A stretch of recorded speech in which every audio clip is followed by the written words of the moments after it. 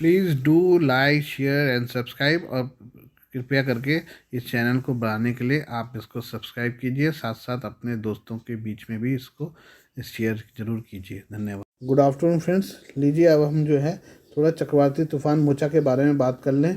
चक्रवाती तूफान मोचा के बेहद गंभीर चक्रवाती तूफान में तब्दील होने के मद्देनज़र पश्चिम बंगाल के दक्षिण 24 परगना में बखली समुद्र तट पर नागरिक सुरक्षा दलों को तैनात किया गया है। अधिकारियों ने शनिवार को यह जानकारी दी। उन्होंने कहा कि सिविल डिफेंस टीमों के सदस्य लगातार जनता और पर्यटकों को सतर्क कर रहे हैं और उन्हें सतर्क रहने और समुद्र तट और समुद्र के करीब के क्षेत्र में आने से बचने के लिए कह रहे हैं। नागरिक सुरक्षा अधिकारी अनमोल दास ने कहा है, स्थिति अच्छी नहीं है। हम लोगों और पर्यटकों को सतर्क रहने और समुद्र तट पर आने से बचने के लिए लगातार सतर्क कर रहे हैं। इससे पहले राष्ट्रीय आपदा प्रतिक्रिया बल एनडीआरएफ ने चक्रवात मोचा के गंभीर तूफान में बदलने की चेतावनी के बाद पश्चिम बंगाल के दीघा में 8 टीमों और 200 बचाव कर्मियों को तैनात किया है। एनडीआरएफ के अधिकारियों ने पहले कहा था, हमने 8 टीमों को तैनात किया है। एनडीआरएफ के 200 बचाव दल जमीन पर तैनात हैं।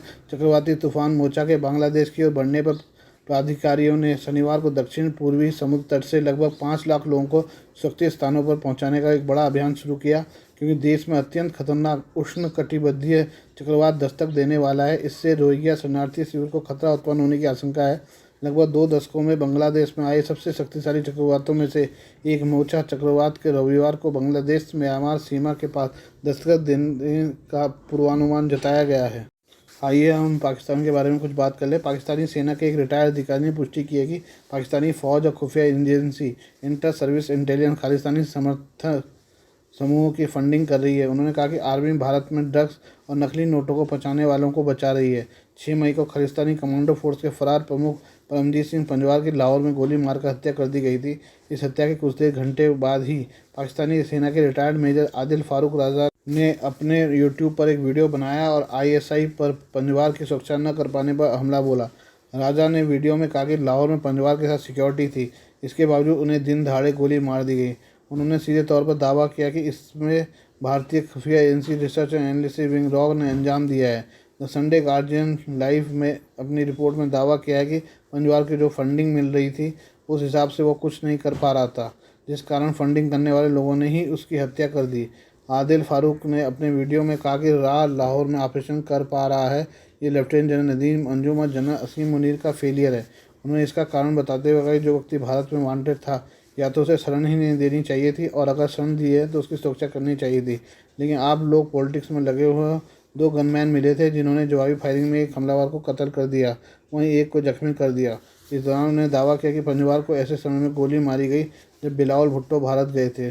उनका दावा कि जब बिलावल की मां बेनजीर भुट्टो भारत आई थी तब खालिस्तान मूवमेंट का प्लान लीक कर दिया गया था। पंजाब में खालिस्तान की तैयारियों की पूरी लिस्ट भारत को दे दी गई थी। क्या पता कि कोई डील अंडर द टेबल हुई हो। उन्होंने ये भी बताया कि पंजवार पाकिस्तान से भारत में ड्रग्स और नकली नोटों को पहुंचाने का काम करते थे। कश्मीर भारत और पाकिस्तान के बीच एक ऐसा मुद्दा है जो सिर्फ राजनीतिक या भौगोलिक न होकर भावनात्मक भी है। भारत कश्मीर का विकास चाहता है, लगातार वो इसमें लगा है। भारत के नेता विदेशों में जाकर कश्मीर में निवेश करने को कहते हैं, लेकिन पाकिस्तानी नेता ऐसा कुछ नहीं करते। वह एक तरफ डिप्लोमेटिक तरीके से इस मुद्दे को हल करने की बात करते हैं, वहीं दूसरी तरफ आतंक का सहारा लेते हैं। इसका एक और नमूना देखने को मिला है। एक वीडियो सामने आया जिसमें एक मौलाना लोगों से कश्मीर के लिए लड़ाई लड़ने को कह रहा है। वीडियो में जो शख्स है वो पाकिस्तानी सूफी संत सुलेमान मिसबाई है। उसने कहा, हमारे लोग आपस में ही कुत्तों की तरह लड़ते रहते हैं, इनमें हिम्मत नहीं कि वो कश्मीर ले सकें। मिसबाई ने कहा, आज तक हमने जितना आपस में किया है उतने में बनता है कि छत हम पर आकर गिर जाए। सुलेमान मिसबाई एक कार्यक्रम में थे तभी वहाँ कुछ लोग आपस में लड़ने लगे। इस पर उन्होंने कहा कि कुछ लोग बेशर्मों की तरह मस्जिद में लड़ने लग जाते हैं, उन्हें जरा भी ख्याल नहीं रहता कि वह कहाँ खड़े हैं। उन्होंने कहा कि अभी इस तरह लड़ रहे हैं जैसे आपस में कुत्ते लड़ते हैं। किसी को शर्म नहीं आई कि हम मस्जिद में हैं। एक थानादार आ जाए तो कोई कुछ नहीं बोलेगा। इतने ही बहादुर हो तो चलो फ़िलिस्तीन और कश्मीर के लिए लड़ो। इतने गैरत वाले हो तो कश्मीर को आज़ाद नहीं करा लेते।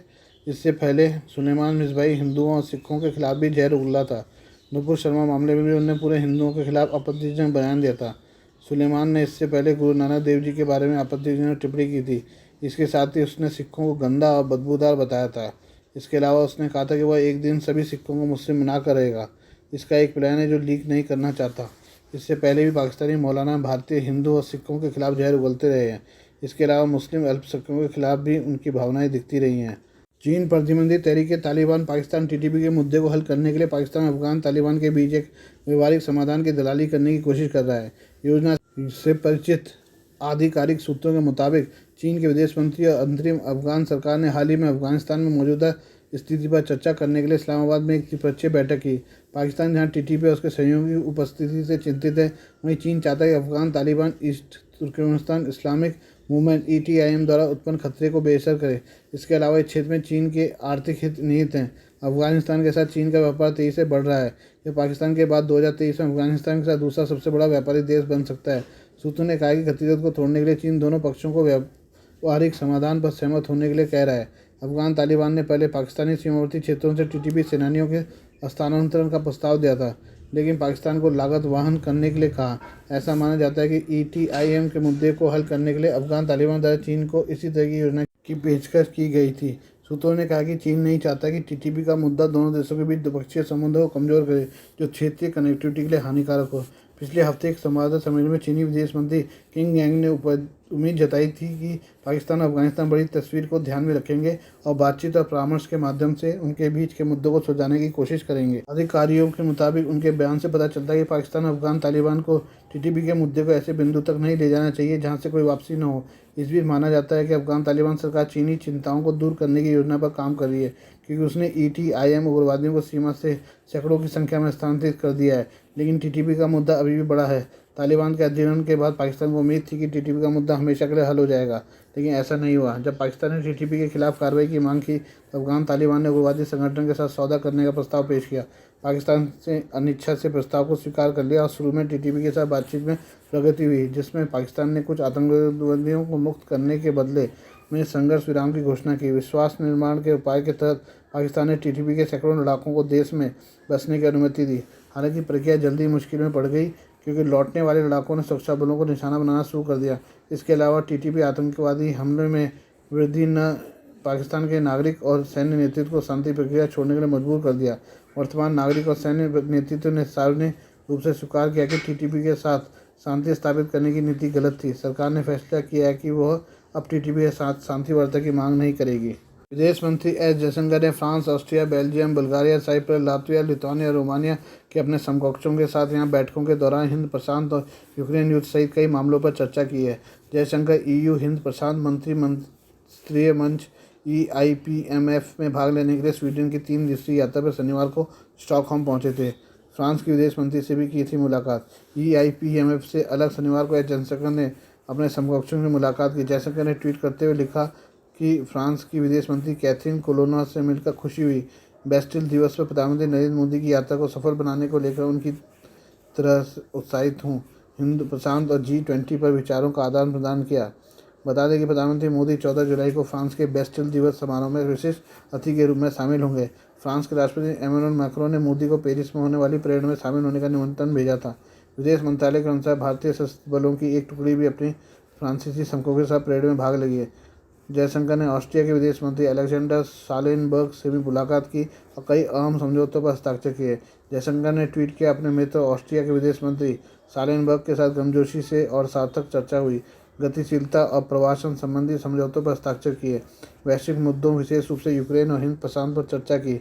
बेल्जियम की विदेश मंत्री हाजा लाहबी के साथ पहली बैठक में जयशंकर ने द्विपक्षीय संबंधों और बहुपक्षीय सहयोग को आगे बढ़ाने पर सहमति जताई। उन्होंने बुल्गारिया के विदेश मंत्री इवान कोंडोव के साथ भी विचारों का आदान प्रदान किया और मजबूत होते द्विपक्षीय और बहुपक्षीय संबंधों पर चर्चा की। जयशंकर ने साइप्रस के विदेश मंत्री कॉन्स्टेंटिनोस काम्बोस के साथ भी मुलाकात की। जयशंकर ने लातविया के विदेश मंत्री एडगर्स रिक्वेस्विक्स से भी मुलाकात की और यूक्रेन विवाद के बीच द्विपक्षीय संबंधों को मजबूत करने के तरीकों पर चर्चा की। जयशंकर ने लिथुआनिया के विदेश मंत्री गैब्रिएल लैंड्सबर्गिस से मुलाकात के बाद ट्वीट किया, लिथुआनिया के विदेश मंत्री लैंड्सबर्ग के साथ द्विपक्षीय सहयोग और हिंद प्रशांत पर एक अच्छी बातचीत हुई। जयशंकर ने यूक्रेन में फंसे सभी भारतीय नागरिकों को स्वदेश लाने के लिए चलाए गए अभियान ऑपरेशन गंगा में सहयोग देने के लिए अपने रोमानियाई संपर्क बोगदान ऑर्स्कू को धन्यवाद दिया। जयशंकर बांग्लादेश से स्वीडन पहुंचे हैं, जहां उन्होंने शुक्रवार को छठे हिंद महासागर सम्मेलन को संबोधित किया था। आज के लिए बस इतना ही। बाकी मिलते हैं कल आपसे नई खबरों के साथ। धन्यवाद।